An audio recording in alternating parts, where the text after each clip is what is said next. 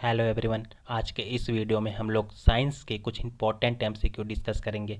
ये एमसीक्यू आपके आने वाले जितने भी एग्ज़ाम्स है जिसमें साइंस के रिगार्डिंग क्वेश्चन पूछे जाते हैं उन सभी एग्ज़ाम्स के लिए इम्पॉर्टेंट है। साथ ही इस वीडियो में हम लोग बात करेंगे जितने भी एक्सप्लेनेशंस होंगे आपको हिंदी और इंग्लिश दोनों में समझने लायक मिलेंगे, ताकि जिनका हिंदी लैंग्वेज है और साइंस समझ नहीं पाते हैं उनको भी किसी प्रकार की कोई प्रॉब्लम फेस नहीं करने पड़ेगी। दोस्तों, आज के बाद मैं फिजिक्स, केमिस्ट्री और बायोलॉजी के चैप्टर वाइज अलग अलग एमसीक्यू डालेंगे। इस वीडियो में आपको तीनों मिले हुए एमसीक्यू मिलेंगे, लेकिन आने वाले वीडियोस में आपको चैप्टर वाइज अलग अलग सब्जेक्ट्स के एमसीक्यू अवेलेबल होंगे। आपको बस इतना करना है कि इस चैनल को सब्सक्राइब कर लेना है, ताकि जब भी मैं एमसीक्यू अपलोड करूं तो आपको वो नोटिफिकेशन मिल जाए और आप उसे अटेम्प्ट कर पाएँ और अपना जो तैयारी है उसको इम्प्रूव कर पाएँ। तो चलिए शुरू करते हैं। जो फर्स्ट क्वेश्चन है, परमाणुओं की कक्षा को भरने का क्रम नियंत्रित किससे होता है?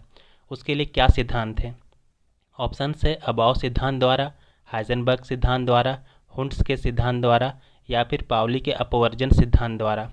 दोस्तों, जो क्वेश्चन का कहने का मतलब है कि ये एटॉम है और इसके चारों ओर जो ऑर्बिट्स होते हैं, आपको पता है उसमें इलेक्ट्रॉन्स होते हैं, और ये जो इलेक्ट्रॉन्स है ये जो एटॉम का न्यूक्लियस होता है, इस न्यूक्लियस के चारों ओर रोटेट करते हैं, घूमते हैं। तो ये जो सिद्धांत है ये किसने दिया था?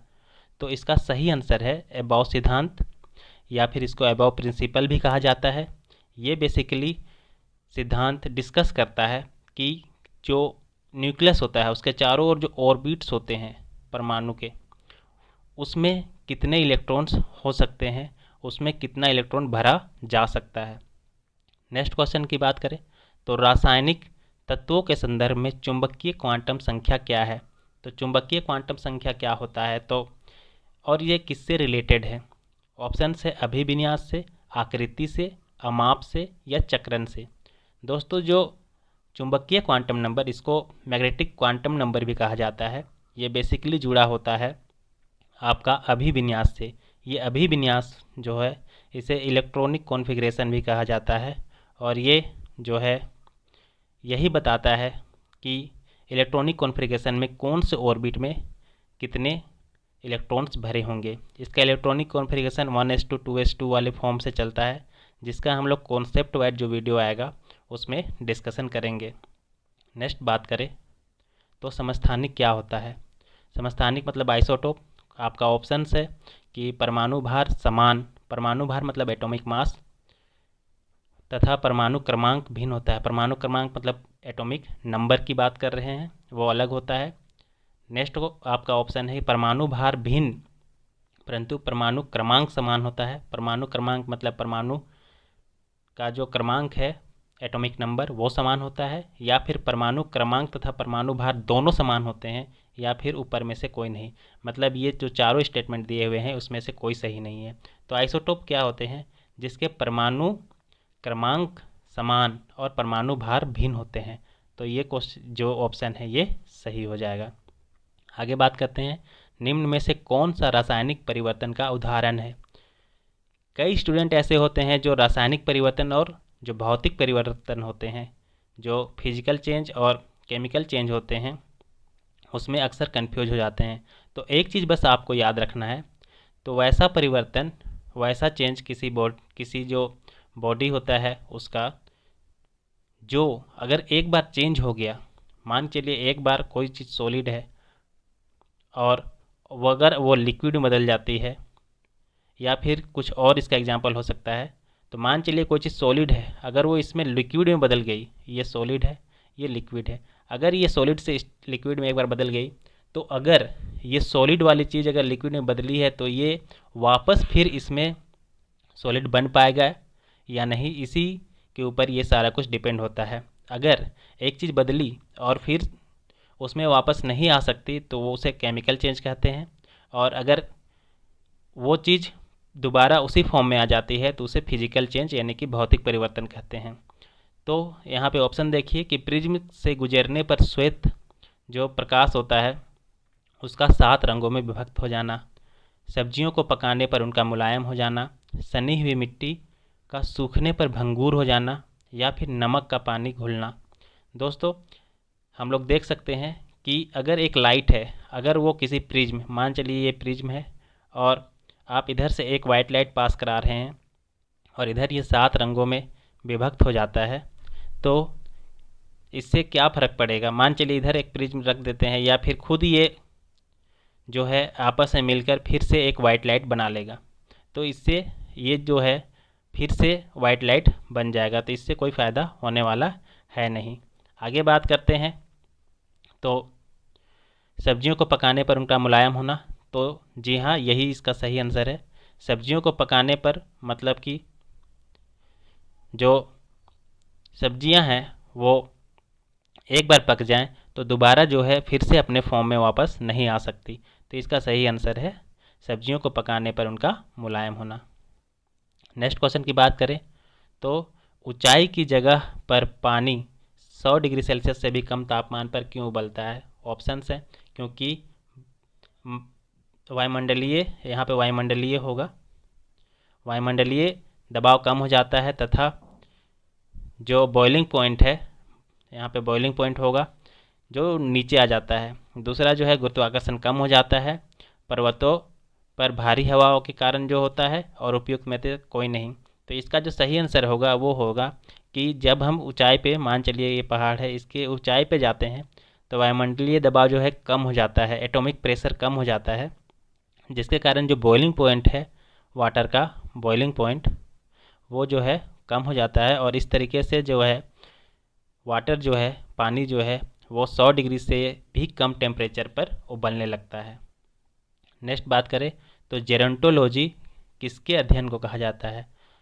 शिशु, त्वचा की बीमारी, प्रदूषण से होने वाले रोग, महिलाएं या फिर वृद्ध।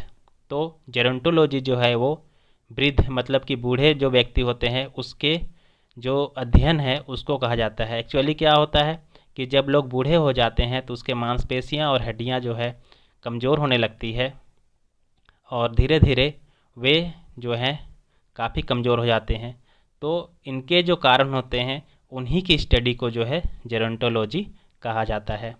आगे बात करें पेडोलॉजी किस विज्ञान के अध्ययन से संबंधित है। तो पेडोलॉजी जो मिट्टी होता है, सोयल, जो सोयल होता है उसके स्टडी से रिलेटेड है। आगे बात करें जैव विकास के संदर्भ में सांपों के अंगों का लुप्त होना का स्पष्ट कारण क्या है। मतलब कि मान के चलिए कोई जो जीव है अगर एक जनरेशन से, अगर मान चलिए एक जनरेशन से दूसरे जनरेशन में जा रहा है, एक जनरेशन से दूसरे जनरेशन जा रहा है, मान चलिए फर्स्ट जनरेशन है, दूसरा सेकंड जनरेशन है, और अगर उसमें जा रहा है तो क्या उसके कारण हो सकते हैं किसी भी अंग को खोने का। तो इसके ऑप्शन से अंगों का उपयोग तथा अनुप्रयोग के जाने से, बिलों में रहने के प्रति अनुकूलन से, प्राकृतिक चयन से, या फिर उपार्जित लक्षणों की वंशानुगति से। तो इसका सही आंसर हो जाएगा उपार्जित लक्षणों की वंशानुगति से। एक्चुअली क्या होता है कि जब एक जनरेशन से दूसरे जनरेशन में जो है वंशानुगति करते हैं तो कुछ लक्षण जो हैं वो या तो चेंज होते हैं या फिर उसमें कुछ थोड़ा बहुत परिवर्तन होता है। लेकिन यही अगर लंबे समय तक चलता रहे, एक जनरेशन से दूसरे जनरेशन, दूसरे जनरेशन से आगे इसी क्रम में चलता रहे, तो अगर इस जनरेशन और इस जनरेशन की हम लोग बात करने लगेंगे तो एक बहुत बड़ा चेंज में आपको मिलेगा। जैसे सिंपल सा एग्जांपल, होमोजेनियंस जो होते हैं, जो मानव होते हैं, उसमें भी पहले कहा जाता था कि जो उनकी पूँछ होती थी, परंतु जो वंशानुगति करने के कारण वो पूँछ अब ख़त्म हो गई है। तो ठीक इसी तरह जो है सांप का जो अंग का लुप्त होना का स्पष्ट कारण उपार्जित लक्षणों की वंशानुगति से है। आगे बात करते हैं, डार्विन द्वारा प्रस्तुत प्राकृतिक वर्णवाद निम्न में से किस पर आधारित है। तो इसका सही जो आंसर होगा वो क्या होगा। ऑप्शंस है over production, struggle for existence and variation, survival of the fittest, और उपयुक्त सभी।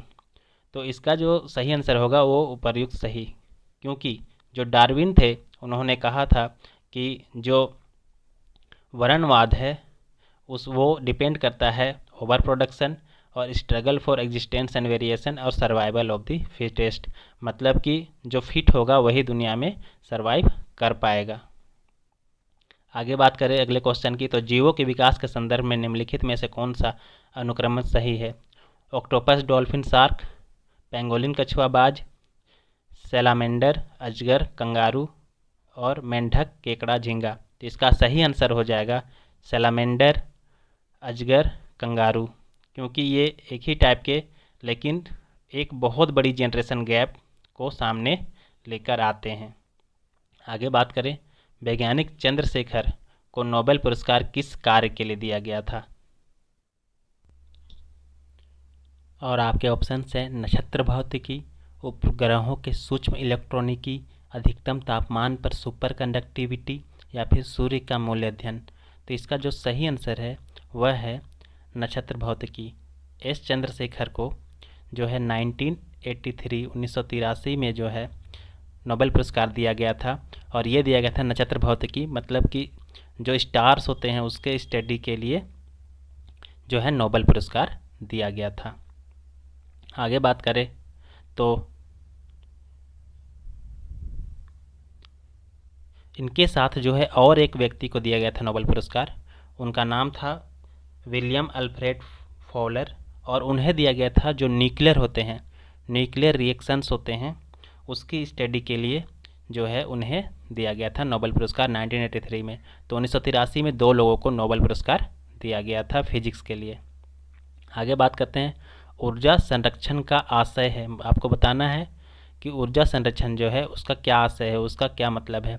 ऑप्शन है ऊर्जा का सृजन और विनाश होता है, ऊर्जा का सृजन हो सकता है, ऊर्जा का सृजन नहीं हो सकता परंतु विनाश हो सकता है, ऊर्जा का ना तो सृजन हो सकता है और ना ही विनाश। तो इसका तो सही आंसर है ऊर्जा का ना तो सृजन हो सकता है और ना विनाश हो सकता है। हम लोग जानते हैं कि ऊर्जा मतलब एनर्जी, एनर्जी एक बहुत ही फेमस जो स्टेटमेंट है वो है, energy can neither be created nor be destroyed but it can transform from one जो स्टेज है उससे दूसरे स्टेज में ट्रांसफॉर्म किया जा सकता है। तो इसका आंसर हो जाएगा ऊर्जा का ना तो सृजन किया जा सकता है और ना ही विनाश किया जा सकता है। आगे बात करें, सामान्य यंत्र किसी व्यक्ति की सहायता करता है कैसे? तो काम को करने के लिए कम बल का प्रयोग करके उतनी ही मात्रा के काम को करने के लिए, उतनी ही कम मात्रा में काम को धीरे करने के लिए और उतनी ही मात्रा में काम को अधिक तेज़ी से करने के लिए। तो आपका जो सही आंसर है वो हो जाएगा कि जो हमारा सिंपल मशीन होता है, सिंपल मशीन जैसे सिंपल लीवर हो गया या पुली हो गया, इसके बारे में हम लोग डिटेल में बात करेंगे जब कॉन्सेप्ट वाइज हम लोग जो है हर चैप्टर को पढ़ेंगे। तो जो है इसका सही आंसर हो जाएगा कि काम तो उतना ही होगा लेकिन उसका में बल का जो है वो प्रयोग कम करना पड़ेगा, फोर्स कम लगाना पड़ेगा।